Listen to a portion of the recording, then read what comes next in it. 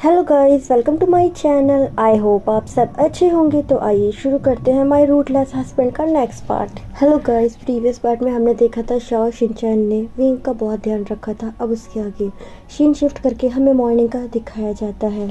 Shao Shinchan जो कि अब विंग के पास आता है और वो विंग का फोरहेड चेक करता है तो उसे पता चलता है कि विंग का बुखार जो उतर चुका है, जिससे जो शाओ शिनचैन है वो थोड़ा रिलैक्स होता है। विंग जिससे अब होश आ चुका था, विंग जो कि अपनी आंखें खोलता है तो वो देखता है कि वो एक घर में है। विंग जो कि चारों तरफ देखता है। विंग कहता है मैं यहाँ कैसे आया? मैं तो उस झरने से गिर गया था। शाओ शिनचैन कहते हैं आप हमें गांव के बाहर एक नदी के किनारे मिले। गांव वाले सब आपको यहाँ लेकर आए हैं और आपको यहाँ आए हुए 2 दिन हो चुके हैं। विंग जो कि बस शाओ शिनचैन की बात ही सुन रहा था। शाओ शिनचैन कहता है कि अब आपको कैसा महसूस हो रहा है? वैद्य आपको देख कर गए थे, उन्होंने बताया था कि आपको होश जल्दी आ जाएगा, लेकिन आपको होश नहीं आया था। लेकिन मुझे खुशी है कि अब आपको होश आ गया। आप बताइए आपको कैसा महसूस हो रहा है? विंग कहता है मैं ठीक हूँ। फिर शाओ शिनचैन विंग के पास आता है और कहता है वैद्य ने आपको ये दवाई देने को कहा है, इससे आपको बेहतर महसूस होगा।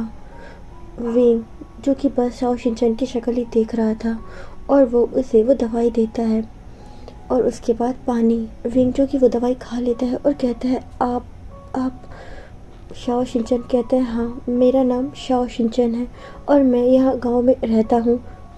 आप गांव वासियों को बेहोश की हालत में मिले थे तो हम आपको उठाकर यहाँ ले आए। उसके बाद आप कल से मेरे ही घर में हैं। ये घर मेरा है, मैं यहाँ अपने हस्बैंड के साथ रहता हूँ।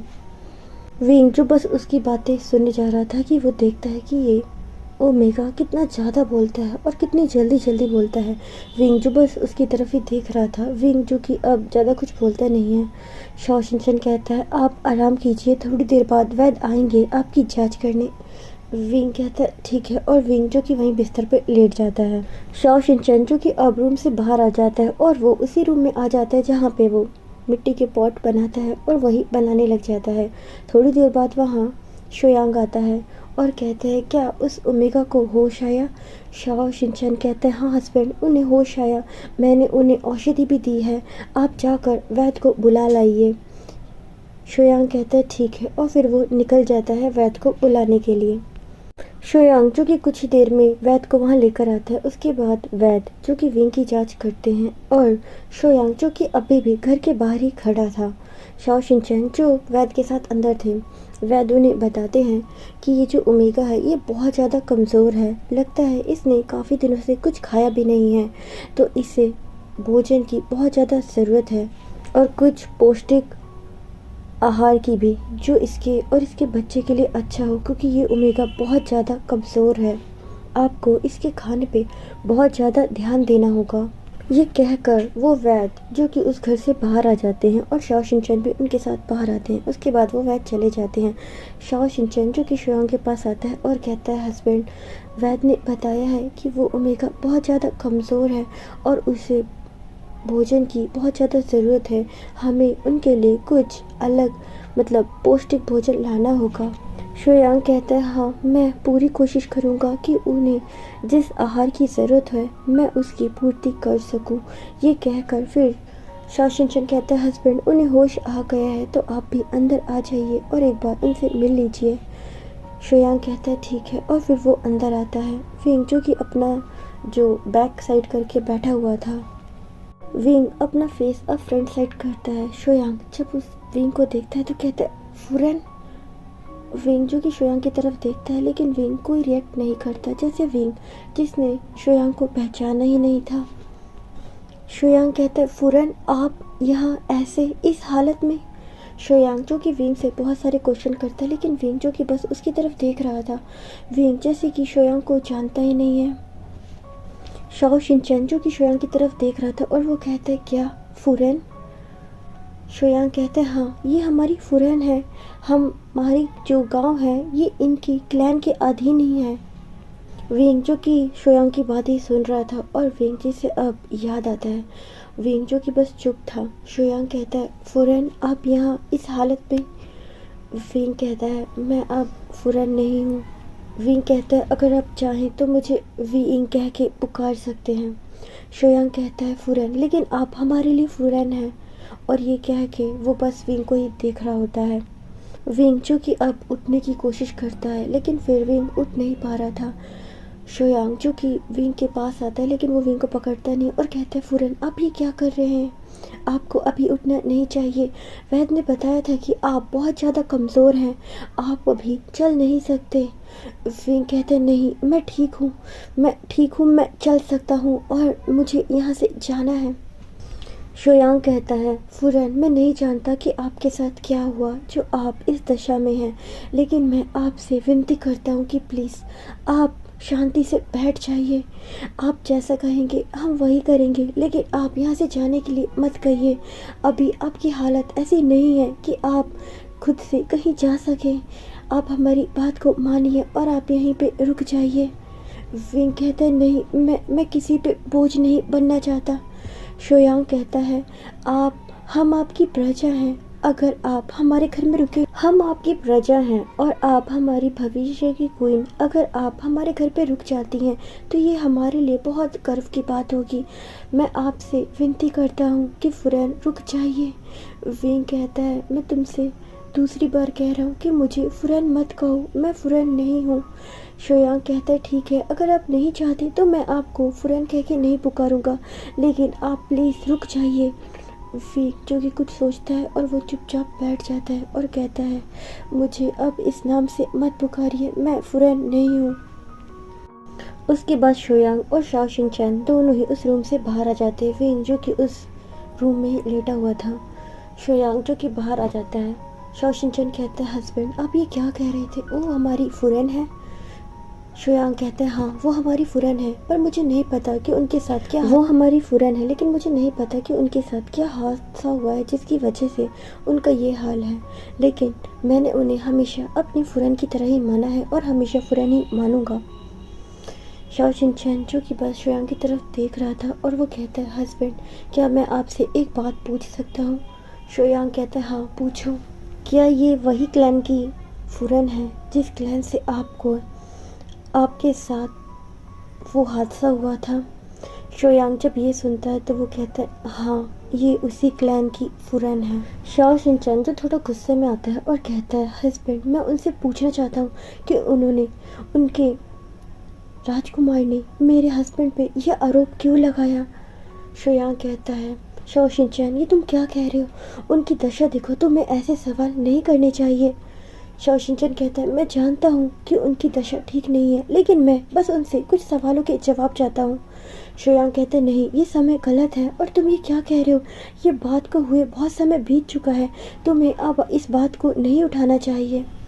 शाओ शिनचैन कहता है जानता हूँ इस बात को हुए बहुत समय बीत चुका है, लेकिन मैं ये बात भूला नहीं हूँ कि आपको उस क्लैन से कितनी बदनामी के साथ निकाला गया था और उसके बाद सब गांव वासियों ने हमसे रिश्ता तोड़ लिया था, हमारी दशा कितनी खराब हो चुकी थी। शोयांग कहता है वो समय बीत गया, जो बात बीत गई है उसको लेकर हमें आज खराब नहीं करना चाहिए। शाओ शिनचैन जो कि बस उदास हो जाता है और कहता है हस्बैंड आप इतने अच्छे क्यों हैं, क्यों आप सबकी गलतियां भुला देते हैं। शोयांग कहता है मैं अच्छा नहीं हूँ, लेकिन जो फुरन है इन्होंने भी मेरे लिए किया है। शोयांग कहता है मेरा भरोसा करो, ये फुरन बहुत अच्छी हैं, ये बहुत ज़्यादा नेक दिल हैं, इन्होंने कभी भी अपने पद का घमंड नहीं किया, कभी भी किसी नौकर के साथ दुर्व्यवहार नहीं किया, इन्होंने सबको बहुत इज्जत और सम्मान से रखा है। इनके यहाँ कोई भी काम करता था, इन्होंने सबको बहुत इज्जत और सम्मान से रखा है। मेरी बात को समझो और तुम उनसे कोई भी सवाल जवाब नहीं करोगे, मुझसे ये वादा करो। शाओ शिनचैन कहता है हस्बैंड मैं वादा करता हूँ मैं उनसे कोई सवाल जवाब नहीं करूँगा, लेकिन आपने कहा कि वो बहुत अच्छी हैं, जब वो इतनी अच्छी हैं तो उन्होंने आपके साथ गलत कैसे होने दिया। शोयांग कहता है वो बस एक गलत फहमी थी जो कि हो गई, उस समस्या का कोई समाधान नहीं था, जो हो चुका है उसे हम बदल नहीं सकते। शोयांग कहता है मेरा ओमेगा तो सबके बारे में बहुत अच्छे विचार रखता है ना, किसी से कोई बैर नहीं रखता ना, तो मुझे ये आशा है कि वो मेरी बात को समझ गया होगा। शाओ शिनचैन जो कि अब शुयांग के पास आता है और उसकी गले लग जाता है और कहता है, सच में मैं बहुत खुश नसीब हूँ कि मुझे आप जैसे हस्बैंड मिले। और वो बहुत खुश होता है और कहता है, हाँ मैं फुरेन का बहुत अच्छे से ध्यान रखूँगा हस्बैंड। शुयांग कहता है, शुक्रिया। उसके बाद शुयांग कहता है, अब हमें पहले से भी ज़्यादा और मेहनत करनी होगी। हमें फुरेन का ध्यान रखना है। फुरेन बहुत ज़्यादा कमज़ोर हैं और हमें उनके लिए अच्छा आहार लाना है, जिसके लिए हमें और भी मेहनत करनी होगी। शाओ शिनचैन कहता है, जी हस्बैंड। शुयांग जो कि कहता है, ठीक है मैं जंगल जा रहा हूँ लकड़ियाँ लाने। शाओ शिनचैन कहता है, ठीक है हस्बैंड, और फिर वो वहाँ से चला जाता है। सीन शिफ्ट करके हमें विंग का दिखाया जाता है। विंग जो कि उस रूम में ही बैठा था और वहाँ पे शाओ शिनचैन आता है और कहता है कि आप अब ठीक हैं। विंग कहता है, हाँ मैं अब ठीक हूँ पहले से। शाओ शिनचैन जो कि वहीं पे बैठा हुआ था, विंग जो कि शाओ शिनचैन को ही देख रहा था।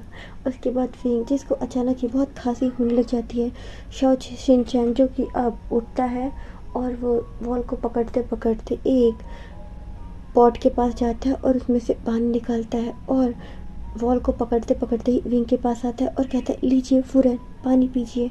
वो गिलास विंग से बिल्कुल अपोजिट साइड में रखता है। विंग जो कि समझ नहीं पा रहा होता और विंग कहता है, विंग जो कि बस उसकी तरफ देख रहा होता है। फिर विंग जो कि अपना उसी साइड हाथ करके वो गिलास ले लेता है। शाओ शिनचैन जो कि बस साइड में खड़ा हो जाता है और विंग पानी पी लेता है। विंग जो कि शाओ शिनचैन को ही देख रहा था और वो देख रहा था कि वो जब बातें कर रहा है तो वो सामने की ओर देख रहा है, वो विंग की तरफ नहीं देख रहा। विंग जो कि बस थोड़ा हैरान होता है और वो अभी तक चुप ही था। उसके बाद शाओ शिनचैन कहता है, फुरेन आप आराम कीजिए, और वो वहाँ से निकल जाता है और फिर अपने जो मिट्टी के पॉट हैं वो बनाने लग जाता है। ऐसे ही दिन जो कि बीत रहा था और वो लगातार पूरे दिन मिट्टी के पॉट बना रहा होता है। शीन शिफ्ट करके हमें वांग जी का दिखाया जाता है। वांग जी भी अब उसी नदी की ओर आ रहा था जिस नदी की ओर विंग बहते बहते आया था। वांग जी उस रास्ते की ओर ही आ रहा था और वांग जी जिसको लग ही रहा था कि शायद आज वो विंग से मिल ही जाएगा, और वांग जी जो कि उसके दिल में एक आशा थी कि शायद आज उसे विंग मिल जाएगा, और वांग जी उसी रास्ते पे आ रहा होता है। शीन शिफ्ट करके हमें नाइट का दिखाया जाता है। शुयांग जो कि जंगल से लकड़ियाँ लेकर आ गया था और शाओ शिनचैन जिसने अपने सारे पॉट बना लिए थे, अब वो दोनों उसी घर में आते हैं। देखते हैं कि विंग लेटा हुआ था। उसके बाद जो शुयांग और शाओ शिनचैन मिलके वहाँ पे खाना बना रहे थे और वो आपस में बात भी कर रहे थे। शाओ शिनचैन कहता है, हस्बैंड मैंने सारे पॉट बना लिए और ये तैयार हैं, कल हम इन्हें बाज़ार में बेच सकते हैं। शुयांग कहता है, ठीक है, और फिर वो दोनों अपना जो फूड है उसे कंप्लीट करते हैं। उसके बाद विंग जो कि उठ जाता है। शुयांग जो कि विंग को भी फूड देता है और विंग जो कि बस वो फूड की तरफ ही देख रहा था। शुयांग जो कि अपने मन में सोच रहा था, ये फुरन है, ये हमारे जैसा फूड कैसे खा सकते हैं, पर मैं क्या करूं, हमारे पास अभी इतने धन नहीं है कि हम इनको अच्छा फूड दे सकें, पर मैं कोशिश कर रहा हूँ कि मैं फुरन को उनके स्वास्थ्य के अकॉर्डिंग जो आहार चाहिए वो मैं उन्हें दे सकूं, और वो बस यही सोच रहा था। विंग जो कि चुपचाप वो फूड खा लेता है। उसके बाद वो कहता है, शुक्रिया। शुयांग कहता है, फुरन आपको शुक्रिया कहने की ज़रूरत नहीं है, ये भी आप ही का घर है। विंग जब ये सुनता है तो फिर विंग जो कि बस शुयांग की तरफ ही देख रहा होता है। शुयांग जो कि उठता है और वो रूम से बाहर जा ही रहा था कि शाओ शिनचैन कहता है, हस्बैंड रुकिए, ठंड बहुत ज़्यादा है, आप ये अचकन लेते जाइए, और वो एक अचकन जो कि उसकी ओर बढ़ाता है। शुयांग कहता है, शुक्रिया, और वो लेकर चला जाता है। विंग जो कि ये देख रहा था कि उसके आने की वजह से इन दोनों को कितनी परेशानी हो रही है। वो ओमेगा जो कि विंग के साथ उस कमरे में रह रहा है और उसका हस्बैंड जो कि उस रूम के बाहर रह रहा है। विंग जो कि बस देख रहा था। विंग जो कि अभी कुछ नहीं कर सकता था। ऐसे ही ये नाइट बीत जाती है और सीन शिफ्ट करके हमें मॉर्निंग का दिखाया जाता है। विंग जो कि उठता है तो देखता है कि वो दोनों कहीं जाने की अपनी पैकिंग कर रहे थे। विंग जो कि बस उनकी तरफ देख रहा था। शोयांग कहता है फुरन हम बाज़ार जा रहे हैं, हम मिट्टी के पॉट बेचते हैं, उन्हीं से हमारा घर चलता है। विंग जो कि बस उनकी बात ही सुन रहा था। उसके बाद शाओ शिनचैन कहता है फुरन हमने खाना यहाँ रख दिया है, आप खा लीजिएगा और हम लोग शाम तक वापस आ जाएंगे। विंग जो कि बस अपनी गर्दन को हमें हिला देते हैं। उसके बाद शोयांग और शाओ शिनचैन दोनों ही बाज़ार के लिए निकल जाते हैं। शाओ शिनचैन और शोयांग बाज़ार में अपना जो कि एक जगह अपनी शॉप लगाते हैं। गांव के और भी लोग थे जो वहाँ पे अपनी शॉप लगाते हैं और वहाँ पे वो लोग मिट्टी के बर्तन बेच रहे होते हैं। ऐसे ही दिन बीत रहे होते हैं। सीन शिफ्ट करके हमें वांगजी का दिखाया जाता है। वांगजी भी इस बाज़ार में आया था और इस बाज़ार के किसी येन में रुका था। वांगजी जिसने चारों तरफ विंग को ढूंढ लिया था, हर क्लैन, लेकिन उसे विंग के बारे में कुछ भी नहीं पता चला था। वांगजी जो कि एक हफ्ते से इस येन में ही रुका हुआ था और वो आसपास के बाज़ार और भी गांव वगैरह में घूम रहा था विंग की तलाश में।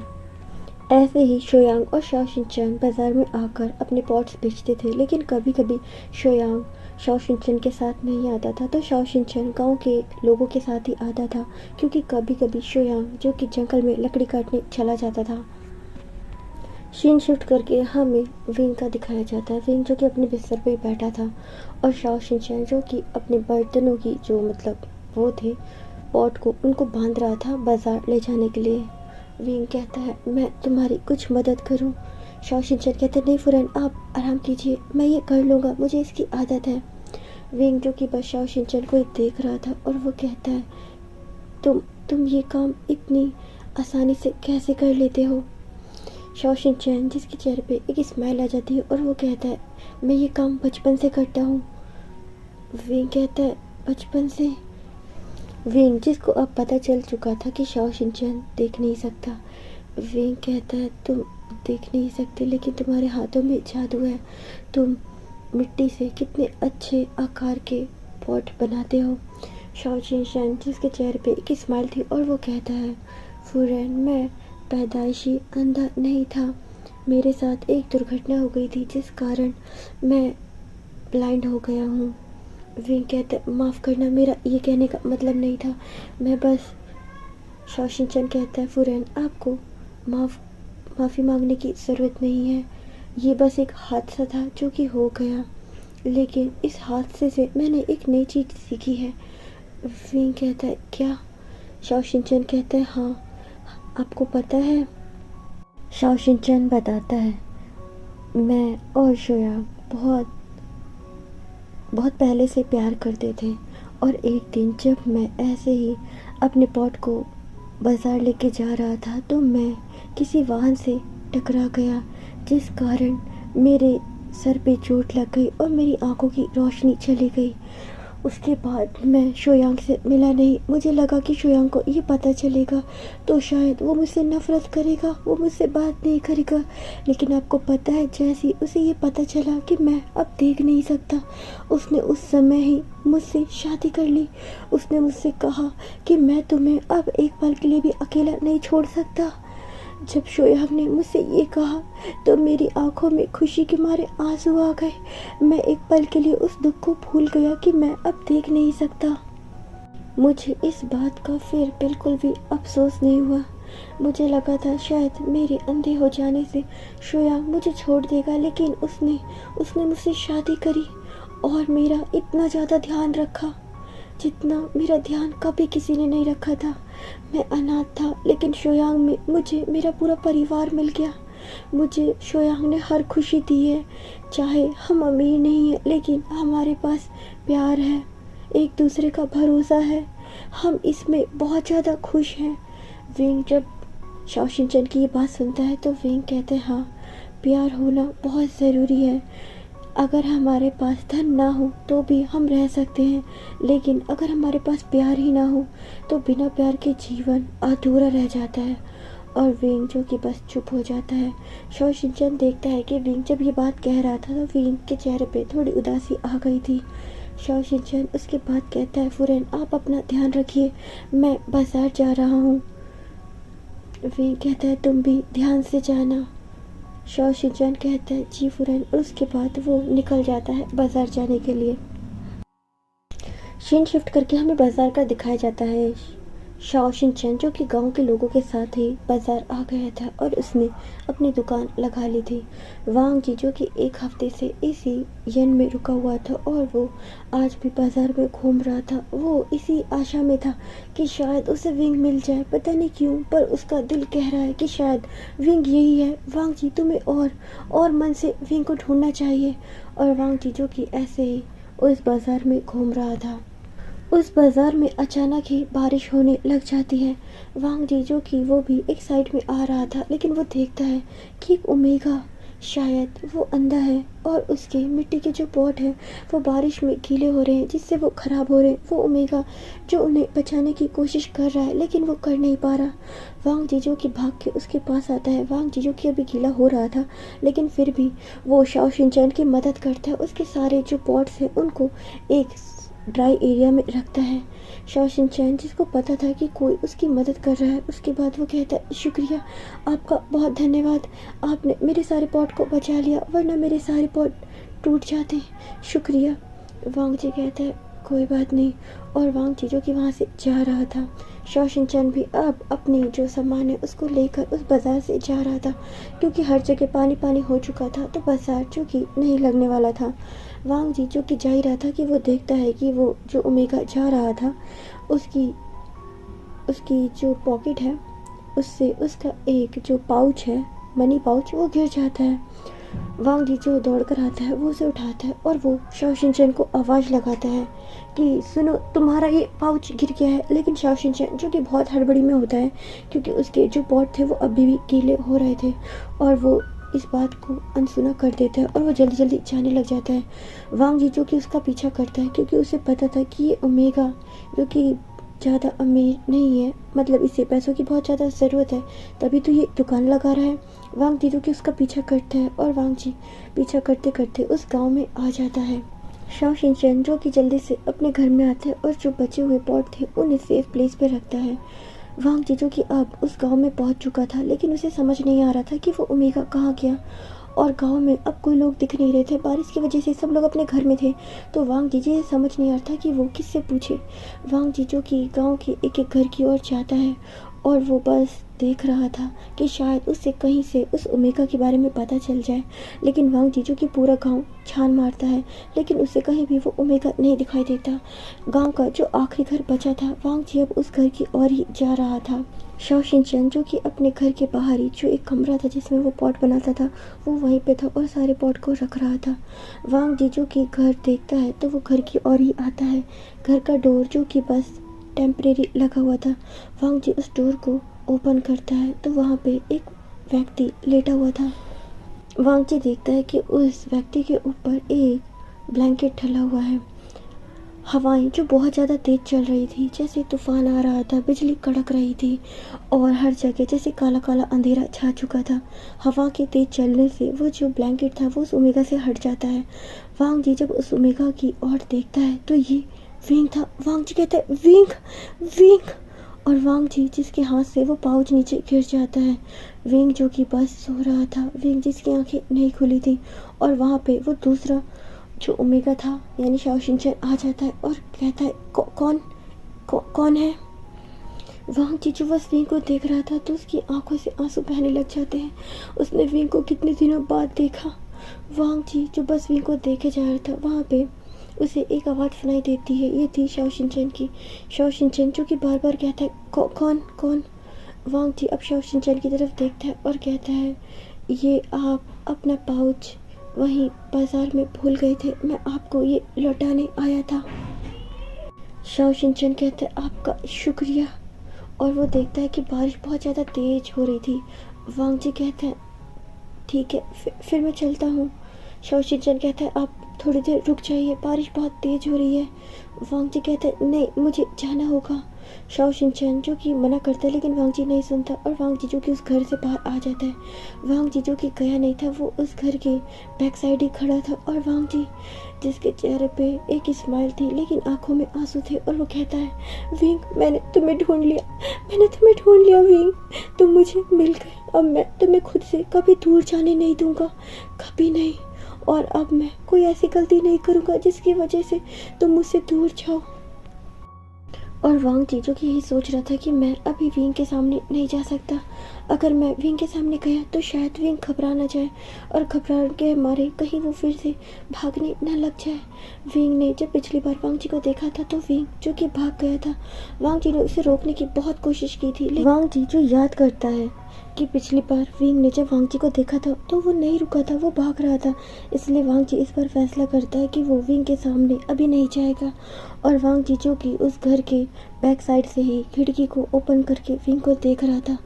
वांग जी जिसने विंग को बहुत प्यार से देख रहा था और वो कहता है, विंग तुम कितने ज़्यादा कमज़ोर हो चुके हो और तुम्हारी बेली ये कितनी ज़्यादा बढ़ चुकी है और इस समय भी तुम कितने ज़्यादा खूबसूरत लग रहे हो। मेरा दिल कर रहा है कि मैं आऊँ और तुम्हें हग करूँ, तुम्हें किस करूँ, तुम्हें बहुत प्यार करूँ, लेकिन मैं अभी ये नहीं कर सकता क्योंकि तुम मुझसे डरते हो।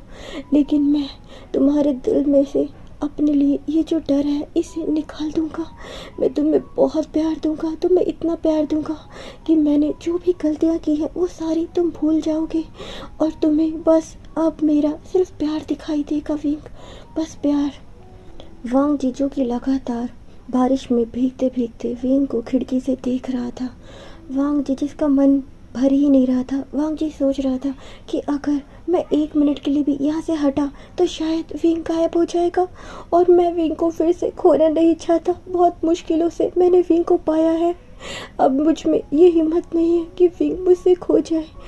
मैं अब अगर विंग मुझसे जुदा हुआ तो मैं जी नहीं पाऊँगा, मैं मर जाऊँगा, मैं मर जाऊँगा। वांग जी जिसका ध्यान अब विंग की बेली पे जाता है और कहता है, विंग हमारा बेबी ग्रो कर रहा है। लेकिन वो देखता है कि विंग के जो चेहरा वगैरह है वो कितना ज़्यादा कमज़ोर हो चुका है, विंग कितना ज़्यादा वीक लग रहा है। वांग जी कहता है, मुझे माफ़ करना, तुम्हें ऐसी हालत में मुझे कितना प्यार देना था, कितनी परवाह करनी थी और मैंने तुम्हारा क्या हाल कर दिया। मेरी वजह से तुम इतने कमज़ोर हो गए हो, लेकिन अब और नहीं, मैं तुम्हारा बहुत ध्यान रखूँगा, तुम्हारा और अपने बच्चों का। और वांग जी देखता है कि विंग की बेली जो कि ज़रूरत से ज़्यादा ही बड़ी है। और वांग जी याद करता है कि शाओ जी की बेली तो इतनी बड़ी नहीं थी, विंग की इतनी बड़ी क्यों है। वांग जी जो कि बस ये सोच रहा था, लेकिन फिर वो बस विंग को ही देखे जा रहा था। वांग जी जो कि आज बहुत ज़्यादा खुश था, उसे कोई फ़र्क नहीं पड़ रहा था कि बारिश इतनी तेज़ हो रही है, आंधी चल रही है। वांग जी जो कि बस उस खिड़की को ही पे खड़ा हुआ था और बस विंग को ही देखे जा रहा था। वांग जी देखता है कि विंग जो कि अपने हाथों से अपनी बेली पे रब कर रहा होता है। वांग जी जो कि अचानक ही बोलने वाला होता है, विंग ऐसा मत करो, लेकिन वांग जी जो कि समझता है कि वो विंग से दूर है, विंग को शायद उसकी आवाज़ सुनाई ना दे। वांग जी जो कि अब पूरा अपने मन में ये प्लान बना लेता है कि मुझे विंग का बहुत ज़्यादा ध्यान रखना है और उसे एक पल के लिए भी दुखी नहीं करना है। विंग का जितना हो सके ज़्यादा से ज़्यादा ध्यान रखना है। और कहता है, मुझे माफ़ करना, इस हालत में मैंने तुम्हें अकेला छोड़ा, लेकिन अब बिल्कुल नहीं, मैं तुम्हें 1 मिनट के लिए भी खुद से अकेला नहीं रखूँगा। हेलो गाइस, आई होप आपको ये पार्ट अच्छा लग रहा होगा। और किसी ने मुझसे पूछा था कि हमें वांगशन के हैप्पी मोमेंट्स कब देखने को मिलेंगे, तो आने वाले पार्ट में आपको वांगशन के हैप्पी मोमेंट्स ही देखने को मिलेंगे। And thanks for watching.